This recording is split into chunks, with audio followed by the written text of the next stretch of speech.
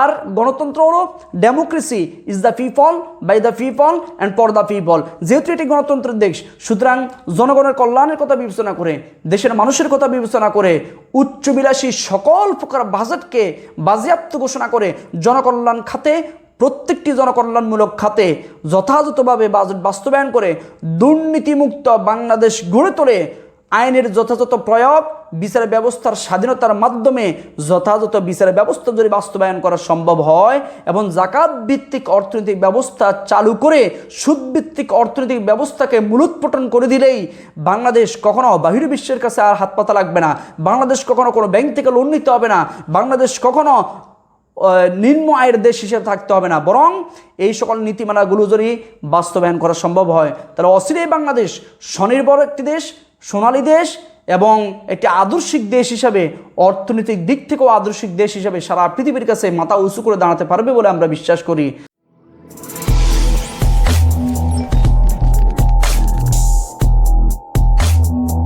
আলহামদুলিল্লাহি ওয়াহদাহ ওয়াসসালাতু ওয়াসসালামু আলা মান লা নাবিয়্যা বা'দাহ ওয়া আলা আলিহি ওয়া আসহাবিহি আজমাইন।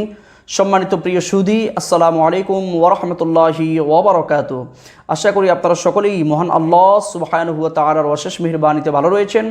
আজকে আপনাদের সম্মুখে রাষ্ট্রীয় একটি গুরুত্বপূর্ণ বিষয় সংক্ষিপ্ত পরিসরে কিছু কথা বলার চেষ্টা করব বিতাওফিকিল্লাহ। সম্মানিত প্রিয় দ্বীনী ভাই ও বোনেরা, আপনারা সকলেই অবগত রয়েছেন যে গত 3/6/2021 খ্রিস্টাব্দ রোজ বৃহস্পতিবার বাংলাদেশের 2021 এবং 2022 অর্থবছরে প্রায় 6,03,681 কোটি টাকার প্রস্তাবিত বাজেট পেশ করা হয়েছে এবং এই প্রস্তাবিত বাজেট পেশ করেছেন বাংলাদেশের মাননীয় অর্থমন্ত্রী জনাব মোস্তফা কামাল। কিন্তু অত্যন্ত দুঃখজনক বিষয় যে বাংলাদেশের 2021 এবং 2022 অর্থবছরের প্রস্তাবিত এই বাজেটটি গণপ্রজাতন্ত্রী বাংলাদেশ সরকার পরিপূর্ণভাবে বাস্তবায়ন করতে হলে সরকারকে অবশ্যই দেশীয় ব্যাংক এবং বিদেশের বিভিন্ন সংস্থা থেকে খুব উচ্চ হারে চৌড়া দরে সুদভিত্তিক ঋণ গ্রহণ করতে হবে। অথচ গণপ্রজাতন্ত্রী বাংলাদেশ সরকার ইচ্ছে করলেই নির্ধারিত কয়েকটি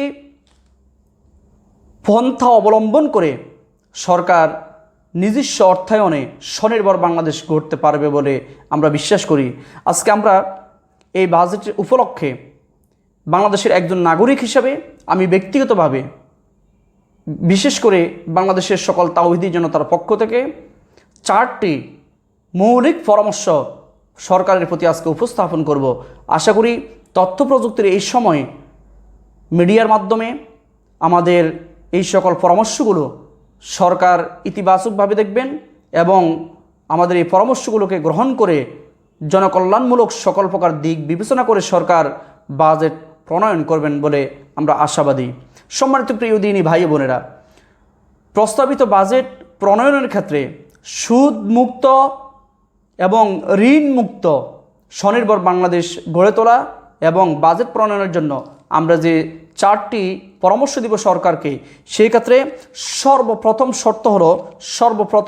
পরামর্শ হলো সরকারের প্রতি যে বাজেট প্রণয়নের ক্ষেত্রে সর্বপ্রথম রাষ্ট্রের অধিক গুরুত্বপূর্ণ যে খাতগুলো রয়েছে সেগুলোকে চিহ্নিত করা, বিশেষ করে জনসাধারণের কল্যাণের সাথে সম্পৃক্ত বিষয়গুলোকে সবচাইতে বেশি প্রাধান্য দেওয়া এবং হাই লাক্সারি যে সকল বাজেট রয়েছে, অর্থাৎ সরকারের রুট লেভেল থেকে শুরু করে কেন্দ্রীয় পর্যায় পর্যন্ত মন্ত্রণালয় এবং সচিবালয় সহকারে সরকারের প্রত্যেকটি ডিপার্টমেন্টে যতটুকু পরিমাণ বাজেট অনুমোদন করলে সরকারের সকল অফিস আদালত এবং কর্মকর্তারা চলতে পারবে, ঠিক ততটুকু বাজেট যদি বাস্তবায়ন করা হয় এবং উচ্চবিলাসী বাজেটকে যদি প্রত্যাখ্যান করা হয়, সেদিকে সরকার যদি সুবিশেষ নজর দিয়ে থাকেন তাহলে অবশ্যই বাজেটের যে সুদভিত্তিক ঋণের যে ঘাটতি সেটা কিছুটা হলেও লাঘব হবে। দ্বিতীয় যেই পরামর্শ গণপ্রজাতন্ত্রী বাংলাদেশ সরকারের প্রতি আমাদের থাকবে সেটা হলো দুর্নীতি দমন করা। বাংলাদেশের রুট লেভেল থেকে শুরু করে কেন্দ্রীয় পর্যায় পর্যন্ত প্রত্যেকটি সেক্টরে দুর্নীতিপরায়ণ ব্যক্তিদেরকে বিচারের আওতায় এনে, আইনের আওতায় এনে তাদেরকে যথোপযুক্ত শাস্তির ব্যবস্থা করা এবং দুর্নীতির প্রত্যেকটি আখড়াকে ব্যঙ্গে সুরে দুর্নীতিকে চিরস্থায়ীভাবে নির্মূল করে দেওয়া। পাশাপাশি বাংলাদেশের প্রত্যেকটি নাগরিকের অন্তঃকরণে আল্লাহ তাআলার ভয়, পরকালীন জীবনের ভয়, জাহান্নামের ভয়, পরকালীন জীবনে বান্দার প্রত্যেকটি কাজের জবাবদিহিতার ভয় যদি মানুষের অন্তঃকরণে সৃষ্টি করে দেওয়া যায় তাহলে দুর্নীতি বন্ধ হয়ে যাবে। আর যদি দুর্নীতি বন্ধ হয়ে যায় তাহলে দেশের অর্থনীতির চাকা স্বাবলম্বী হবে। দেশের অর্থনীতির চাকা যখন স্বাবলম্বী হয়ে যাবে তখন সুদভিত্তিক ঋণের ঘাটতি অনেকাংশেই কমে যাবে। এক পর্যায়ে বাংলাদেশ স্বনির্ভর সোনালী বাংলাদেশ হিসেবে গড়ে উঠবে বলে আমরা বিশ্বাস করি। কারণ রাসূল আকরাম সাল্লাল্লাহু আলাইহি সাল্লাম বলেছেন, সাতাকুনা ফি উম্মতি হানাতি ওয়াহানাতি ওয়াহানাত। রাসূল আকরাম সাল্লাল্লাহু আলাইহি সাল্লাম বলেছেন, আমার উম্মতের মধ্যে বিচিত্র ধরনের, বিভিন্ন ধরনের দুর্নীতি, এক ক্রাইটেরিয়ার পরে আরেক ক্রাইটেরিয়ায় দুর্নীতি বৃদ্ধি পাবে, দুর্নীতি দেখা দিবে। যার বাস্তব প্রমাণ 22/4/2021 খ্রিস্টাব্দ, অর্থাৎ 2021 খ্রিস্টাব্দের 22শে এপ্রিল প্রথম দৈনিক কালের কণ্ঠ পত্রিকায়, আমি আবার বলছি দৈনিক কালের কণ্ঠ পত্রিকার প্রথম পৃষ্ঠায় শিরোনাম হেডিং এসেছে যে সারা পৃথিবীতে যখন মরণব্যাধি করোনা ভাইরাসের আক্রান্ত হয়ে একটা মৃত্যুপুরীতে সারা পৃথিবী পরিণত হয়েছে, ঠিক তখন বাংলাদেশের কিছু দুর্নীতিপরায়ণ ব্যক্তি 9টি হাসপাতালে 375 কোটি টাকার দুর্নীতি তারা করেছে। মাত্র 9টি হাসপাতালে 375 কোটি টাকা দুর্নীতি করা হয়েছে। সেই হাসপাতালগুলোর মধ্যে স্যার সলিমুল্লাহ মেডিকেল কলেজ হাসপাতাল, ঢাকা মেডিকেল কলেজ হাসপাতাল উল্লেখযোগ্য। এবং যেখানে মাত্র 350 টাকার একটি কম্বল ক্রয় করা হয়েছে 2000-2500 টাকা দিয়ে, সেখানে দুর্নীতি আজকে লাগামহীন পর্যায়ে চলে গেছে। কিন্তু আলহামদুলিল্লাহ আজকে আমরা পজিটিভলি দেখতে পাচ্ছি গণপ্রজাতন্ত্রী বাংলাদেশ সরকারের মাননীয় প্রধানমন্ত্রী সহকারে সরকারের বিভিন্ন উদ্যোগে আজকে দুর্নীতিপরায়ণ ব্যক্তিদেরকে আইনের আওতায় নেওয়া হচ্ছে, তাদেরকে আদালতের মাধ্যমে বিচারিক ব্যবস্থার মাধ্যমে শাস্তি দেওয়া হচ্ছে। এবং গত কিছুদিন আগেও মাননীয় প্রধানমন্ত্রী জাতির সঙ্গে যে তিনি বক্তব্য রেখেছেন যে বাংলাদেশ দুর্নীতির দিক থেকে অচিরেই জিরো টলারেন্সের মধ্যে চলে আসবে।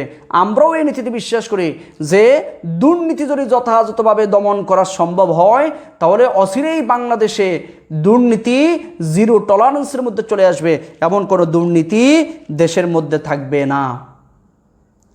তৃতীয় নম্বর, সুদভিত্তিক ঋণের ঘাটতি কমিয়ে আনার ক্ষেত্রে আমরা গণপ্রজাতন্ত্রী বাংলাদেশ সরকারকে যেই পরামর্শটি দিব সেটা হলো যে সুদভিত্তিক অর্থনৈতিক ব্যবস্থার মূলোৎপাটন করে সেখানে জাকাত ভিত্তিক অর্থনৈতিক ব্যবস্থার প্রচলন করা। কারণ আমরা জানি অর্গানাইজেশন অফ ইসলামিক কোঅপারেশন এটি ফরাসি একটি ইসলামিক সংস্থা। সেই ফরাসি ইসলামিক সংস্থা অর্গানাইজেশন অফ ইসলামিক কোঅপারেশন এর তথ্যমতে পৃথিবীর প্রত্যেকটি রাষ্ট্র তাদের দেশের নাগরিক হিসেবে যদি জাকাতের টাকা যথাযথভাবে আদায় করে এবং যথাযথ খাতে সরকারি প্রশাসনের মাধ্যমে সেগুলোকে যদি ব্যয় করা হয় তাহলে প্রত্যেকটি দেশের শুধু জাকাতের টাকা দিয়ে 30% দারিদ্র্য বিমোচন করা সম্ভব হবে।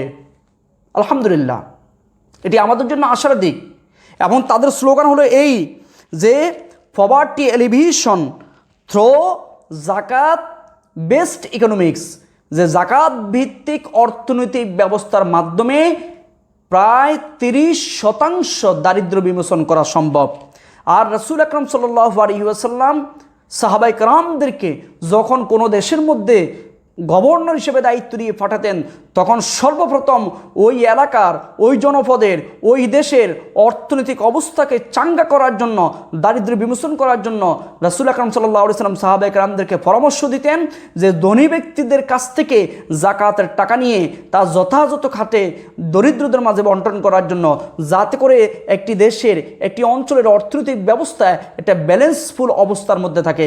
4 নম্বরে এই প্রণীত বাজেটে সুদভিত্তিক যে ঋণের ঘাটতি রয়েছে এটাকে কমানোর জন্য 74 নম্বরে মাননীয় গণপ্রজাতন্ত্রী বাংলাদেশ সরকারের প্রধানমন্ত্রী সহকারে সরকারের কাছে আমরা যে আবেদন রাখবো, পরামর্শ রাখবো, সেটা হলো দেশীয় কর্মসংস্থান অধিক হারে বৃদ্ধি করা।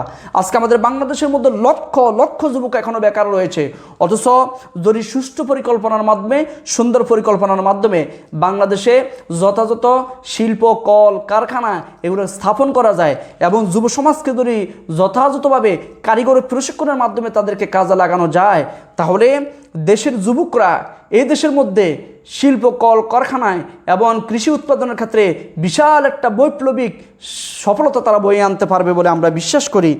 সরকারের একা পক্ষে কখনো সম্ভব নয়, প্রশাসনের একা পক্ষে সম্ভব নয়। আমরা সকলে যারা যার যার অবস্থান থেকে সরকার, প্রশাসন এবং সরকারি কর্মকর্তা প্রত্যেককে সার্বিক সহযোগিতার মাধ্যমে আমরা কাজ করব এবং বাংলাদেশের স্বাধীনতার সার্বভৌমত্ব রক্ষায় উন্নতির জন্য আমরা চেষ্টা করব। আল্লাহ সুবহানাহু ওয়া তাআলা আমাদেরকে সেই পর্যন্ত হায়াত দারাজ করুন। আমিন। আসসালামু আলাইকুম ওয়া রাহমাতুল্লাহি।